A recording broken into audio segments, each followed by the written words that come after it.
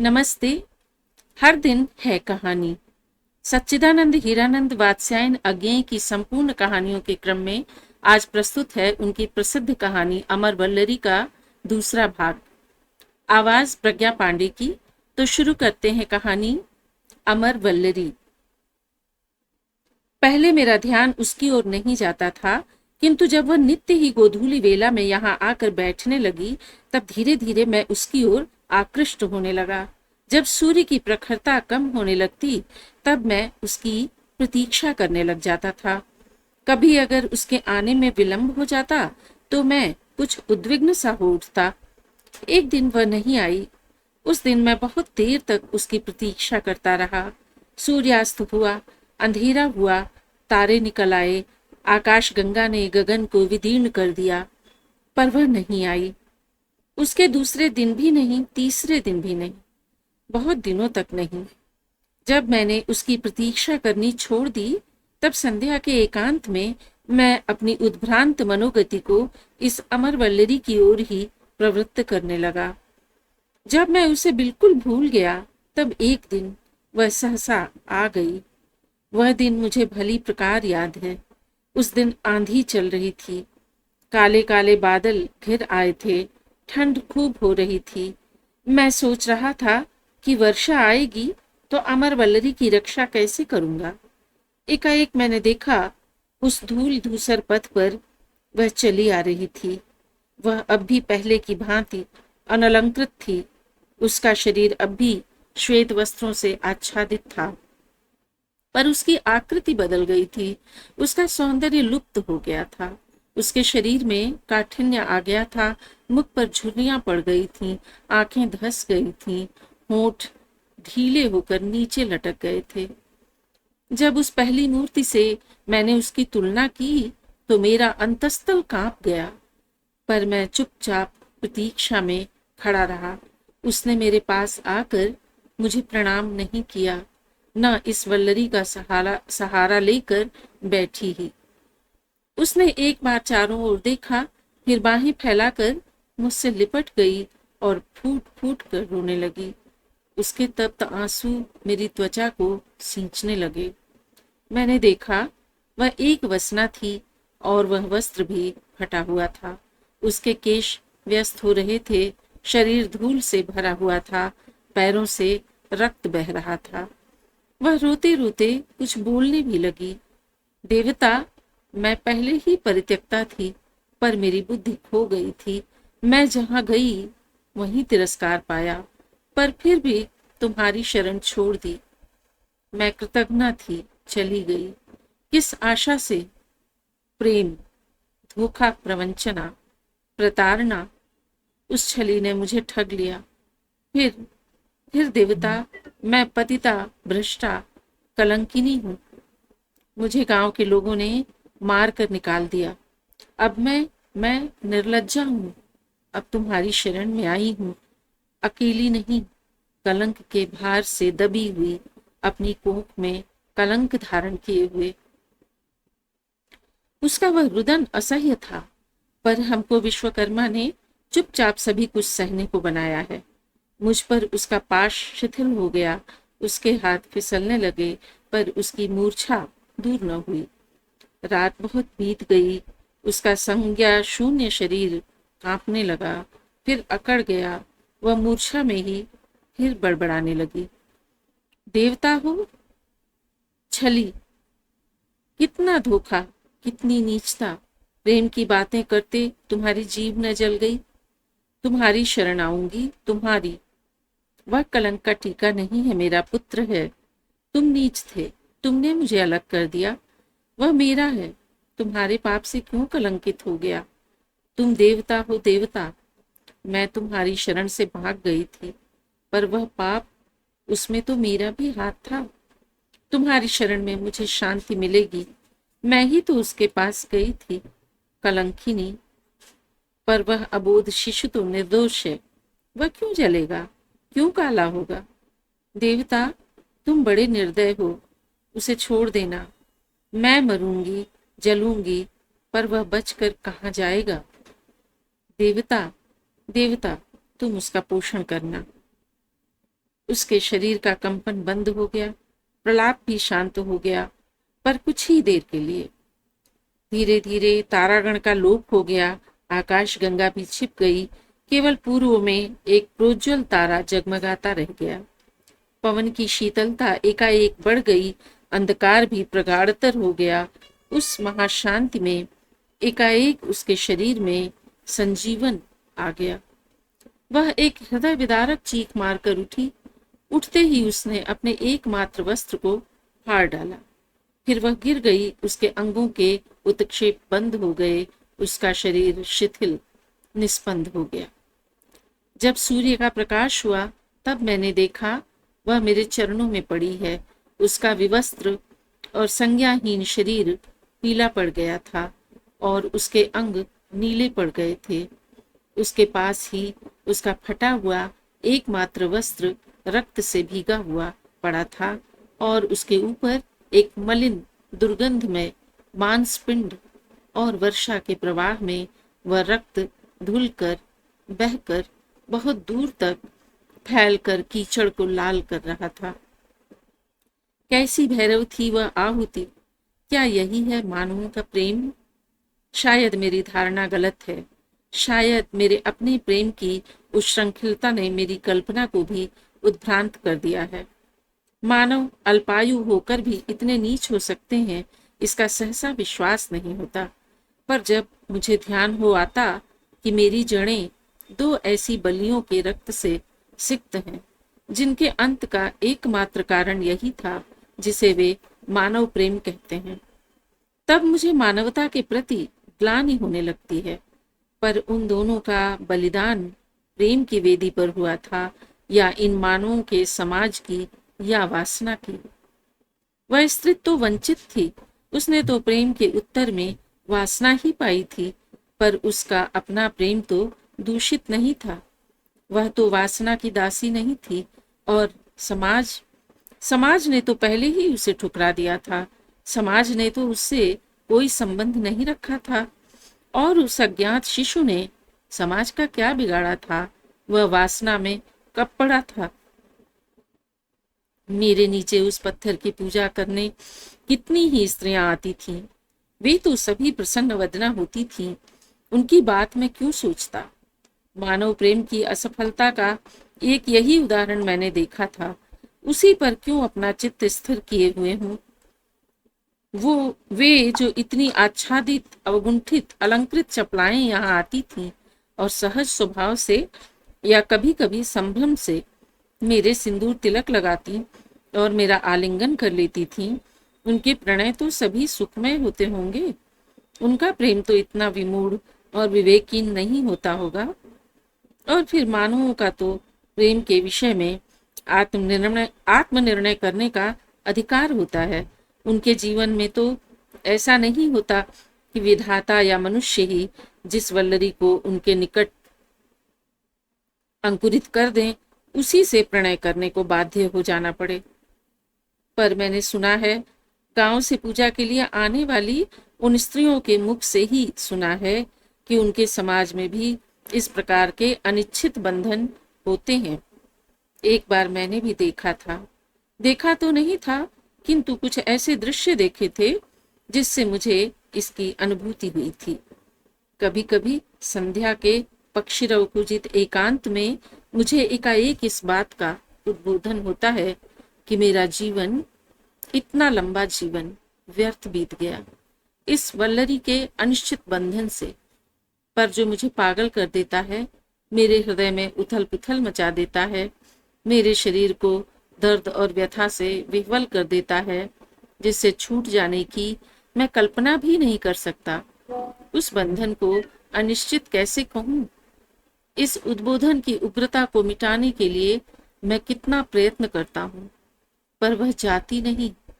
मेरे हृदय में यह निरर्थकता का ज्ञान, यह जीने की इच्छा, यह संचित शक्ति का व्यय करने की कामना किसी और भाव के लिए स्थान ही नहीं छोड़ती।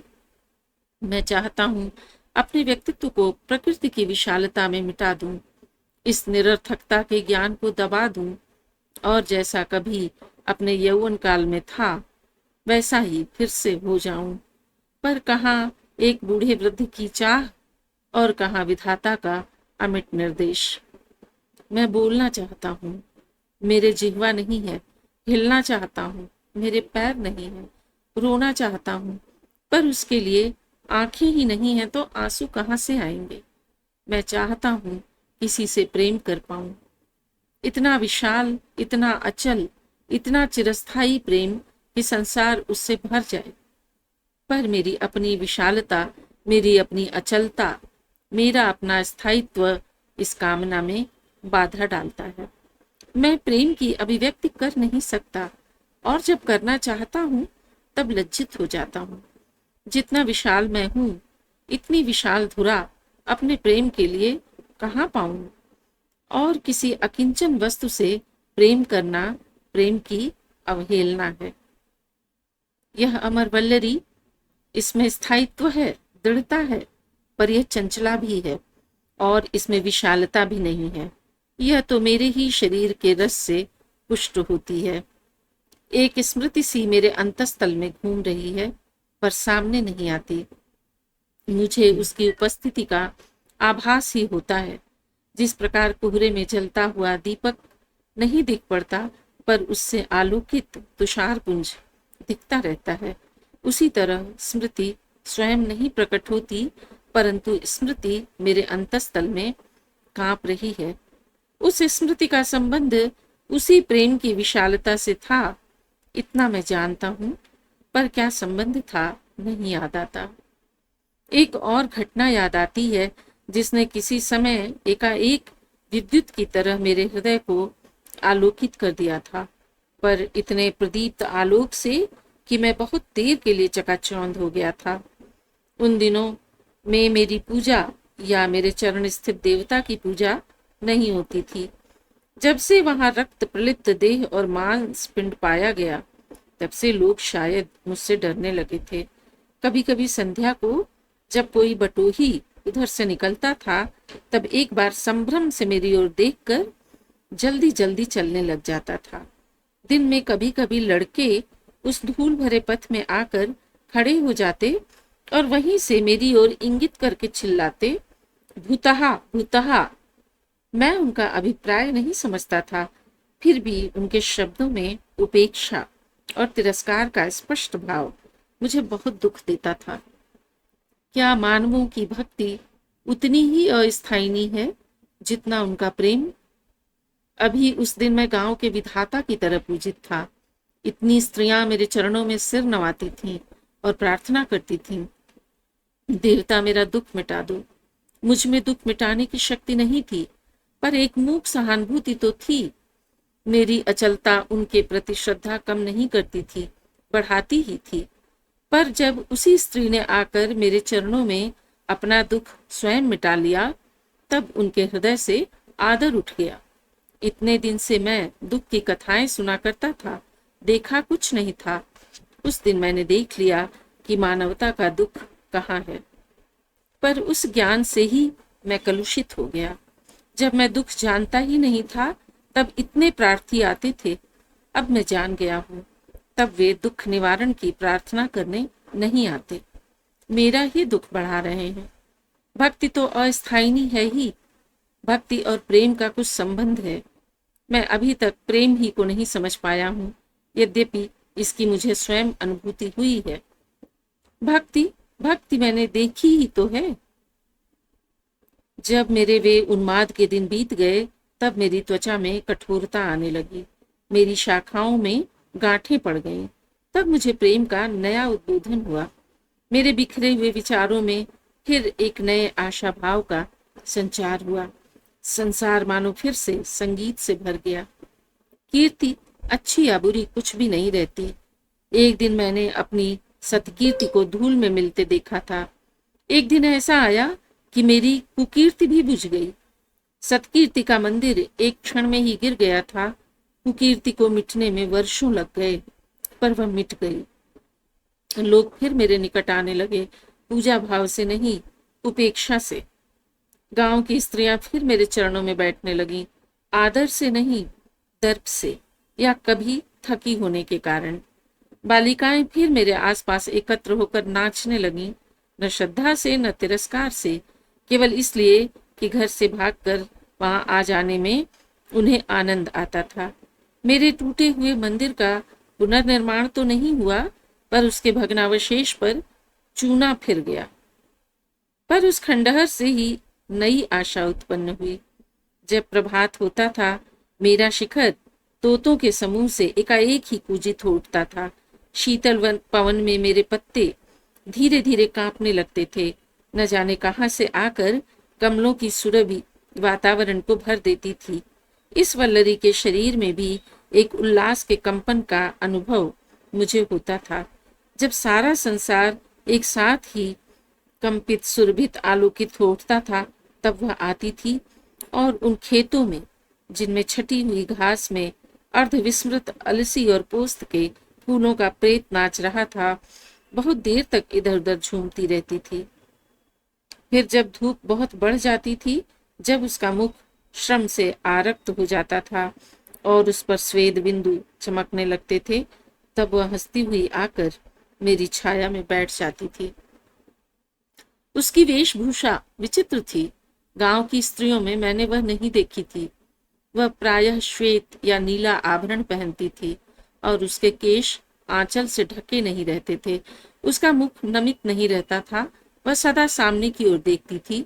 उसकी आंखों में भीरुता नहीं थी, अनुराग था, और साथ ही था एक अव्यक्त ललकार, मानो वे संसार से पूछ रही हो, अगर मैं तुम्हारी रीति को तोड़ूं तो तुम क्या कर लोगे। वह वहां समाधिस्थ होकर बैठी रहती।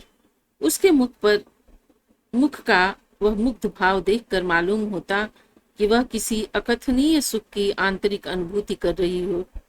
मैं सोचता रहता कि कौन सी ऐसी बात हो सकती है जिसकी स्मृति मात्र इतनी सुखद है। कितने ही दिन वह आती रही। नित्य ही इसके मुख पर आत्मविस्मृति का वह भाव जागृत होता। नित्य ही वह 1 घंटे तक ध्यानस्थ रहती और आकर चली जाती, पर मुझे उस पर परमानंद के निर्झर का स्रोत न मालूम होता। फिर एक दिन एकाएक भेद खुल गया। जिस परिहासमय देवता की उपासना मैंने की थी, वह भी उसी की उपासिका थी, परंतु परिणाम हमारे कितने भिन्न थे। एक दिन वह सदा की भांति अपने ध्यान में लीन बैठी थी। उस गांव से आने वाले पथ पर एक युवक धीरे धीरे आया और मेरे पीछे छिपकर उसे देखने लगा। उसका ध्यान नहीं हटा, वह पूर्ववत बैठी रही। जब उसकी समाधि समाप्त हो गई, तब वह उठकर जाने लगी। तब भी उसने नवागंतुक को नहीं देखा। वह युवक स्मित मुख से धीरे धीरे गाने लगा। चूनरी विचित्र श्याम सजिके मुबारक जू, ढाकी नक्सिक से निपट सकुचाती है। चंद्रमय लपेट के समेट के नखत मानो, दिन को प्रणाम किए रात चली जाती है। वह चौंक कर घूमी, फिर बोली, तुम यहाँ? उसके बाद जो कुछ हुआ उसका वर्णन मैं नहीं कर सकता। वह था कुछ नहीं, केवल कोमल शब्दों का विनिमय, आंखों का इधर उधर भटक कर मिलन और फिर नमन, बस। पर मेरे लिए उसमें एक अभूतपूर्व आनंद था, न जाने क्यों। कुछ दिन तक नित्य यही होता रहा। किसी दिन वह पहले आती, किसी दिन युवक, पर दोनों ही के मुख पर वह विमुग्धता का, आत्मविस्मृति का भाव रहता था। जिस दिन युवक पहले आता, वह मेरी छाया में बैठकर गाता, नाम समीतम कृत संकेतम वादयते मृदु वेणुम, बहुमनते अतनु ते तनुसंगत पवन चलितम अपि रेणुम। बहुमनुते अतनुते तनुसंगत पवन चलितमपि रेणु। और जिस दिन वह पहले आती, वह उन खेतों में घूमती रहती, कभी कभी ओस से भीगा हुआ एक तृण उठाकर दांतों से धीरे धीरे कुतरने लगती। एक दिन वह घूमते घूमते थक गई और मेरे पत्तों की सघन छाया में इस वल्लरी के बंधन को मेखलावत पहनकर बैठ गई। युवक नहीं आया। दोपहर तक वह अकेली बैठी रही। उसके अंग अंग में प्रतीक्षा थी, पर व्यग्रता नहीं थी। जब वह नहीं आया तब वह कहने लगी, न जाने किसे संबोधित करके, मुझे या इस वल्लरी को या अपने आप को या किसी अनुपस्थित व्यक्ति को। कहने लगी, यह उचित ही हुआ, और क्या हो सकता था। अगर कर्तव्य भूल कर सुखी खोजने का नाम प्रेम होता तो मैं जो कुछ सोचती हूँ, समझती हूँ, अनुभव करती हूँ, उसका अणुमात्र भी व्यक्त नहीं कर सकी। पर इससे क्या, जो कुछ हृदय में था है, उससे मेरा जीवन तो आलोकित हो गया है। प्रेम में दुख सुख शांति और व्यथा, मिलन और विच्छेद सभी है। बिना वैचित्र के प्रेमी जी नहीं सकता। नहीं तो जिसे हम प्रेम कहते हैं उसमें सार क्या है। वह उठी और चली गई, मेरी छाया से ही निकल कर नहीं, मेरे जीवन से निकल गई। पर उसके मुख पर मलिनता नहीं थी। अब भी वही आत्मविस्मृति उसकी आंखों में नाच रही थी। मेरे लिए उसका वही अवसान हो गया। उसके साथ ही मानवीय प्रेम की मेरी अनुभूति भी समाप्त हो गई। शायद प्रेम की सबसे अच्छी व्याख्या ही यही है कि इतने वर्षों के अन्वेषण के बाद भी मेरा सारा ज्ञान एक प्रश्न ही में समाप्त हो जाता है। नहीं तो जिसे हम प्रेम कहते हैं उसमें सार क्या है। किंतु इतने वर्षों में जिस अभिप्राय को, जिस सार्थकता को मैं नहीं खोज पाता था, वह उस स्त्री के एक ही प्रश्न में मुझे मिल गई। उस दिन मैं समझने लगा कि आत्म अभिव्यक्ति प्रेम के लिए आवश्यक नहीं है। उसने कहा तो था, जो कुछ मेरे हृदय में था है, उससे मेरा जीवन तो आलोकित हो गया है। मैं अपना प्रेम नहीं व्यक्त कर सका।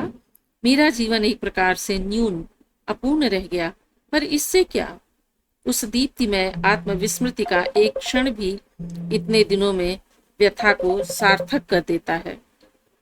मैं देखता हूँ संसार दो महत शक्तियों का घोर संघर्ष है। ये शक्तियां एक दूसरे से भिन्न नहीं हैं। एक ही प्रकृति के दो विभिन्न पथ हैं।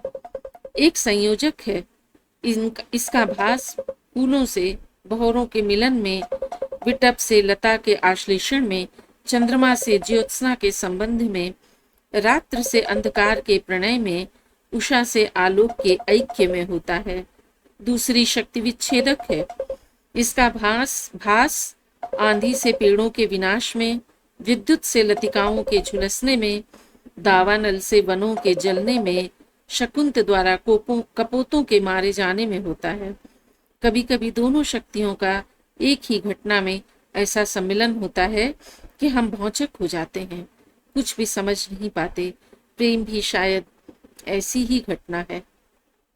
कभी कभी मुझे ऐसा मालूम होता है कि इतना कुछ देखकर और पाकर भी मैं वंचित ही नहीं, अछूत परित्यक्त रह गया हूँ। मुझे बंधुत्व की, सखाओं की कामना होती है, पर पीपल के वृक्ष के लिए बंधु कहाँ है, संवेदना कहाँ है, दया कहाँ है। कभी पर्वत को भी सहारे की आवश्यकता होती है। मैं इतना शक्तिशाली नहीं हूँ कि बंधुओं की कामना, उग्र कामना ही मेरे हृदय के अंतस्थल में ना हो। किंतु फिर भी देखने में मैं इतना विशाल हूँ, दीर्घकाय हूँ, दृढ़ हूँ कि मुझ पर दया करने का, मेरे प्रति बंधुत्व भाव का ध्यान भी किसी को नहीं होता। उत्पत्ति और प्रस्फुटन की असंख्य क्रियाएं मेरे चारों ओर होती हैं और बीच में मैं वैसे ही अकेला खड़ा रह जाता हूँ, जैसे पुष्पित उपत्यकाओं से घिरा हुआ पर्वत श्रृंग। पर उसी समय मेरे हृदय में यह भाव उठता है कि मुझे यह दुखड़ा रोने का कोई अधिकार नहीं है। मैंने जीवन में सब कुछ नहीं पाया, बहुत अनुभूतियों से मैं वंचित रह गया, पर जीवन की सार्थकता के लिए जो कुछ पाया है वह पर्याप्त है। न जाने कितनी बार मैंने बसंत की हंसी देखी है, पक्षियों का रव सुना है, न जाने कितनी देर मैंने मानवों की पूजा पाई है, न जाने कितनी सरलाओं की श्रद्धापूर्ण अंजलि प्राप्त की है, और उन सब से अधिक न जाने कितनी बार मुझे इस अमर वल्लरी के स्पर्श में एक साथ ही वसंत के उल्लास का ग्रीष्म के ताप का, पावस की तरलता, शरद की स्निग्धता का, हेमंत की शुभ्रता का और शिशिर के शैथिल्य का अनुभव हुआ है। न जाने कितनी बार इसके बंधनों में बंधकर और पीड़ित होकर मुझे अपने स्वातंत्र्य का ज्ञान हुआ है। एक व्यथा, एक जलन मेरे अंतस्तल में रमती गई है कि मैं मूक ही रह गया, मेरी प्रार्थना अव्यक्त ही रह गई। पर मुझे इस ध्यान में सांत्वना मिलती है कि मैं ही नहीं, सारा संसार ही मूक है। जब मुझे अपनी विवशता का ध्यान होता है तो मैं मानव की विवशता देखता हूँ। जब भावना होती है कि विश्वकर्मा ने मेरी प्रार्थना की उपेक्षा करके मेरे प्रति अन्याय किया है, तब मुझे याद आ जाता है कि मैं स्वयं भी तो इस सहिष्णु पृथ्वी की मूक प्रार्थना का, इसकी अभिव्यक्ति चेष्टा का नीरव प्रस्फुटन ही हूँ। धन्यवाद।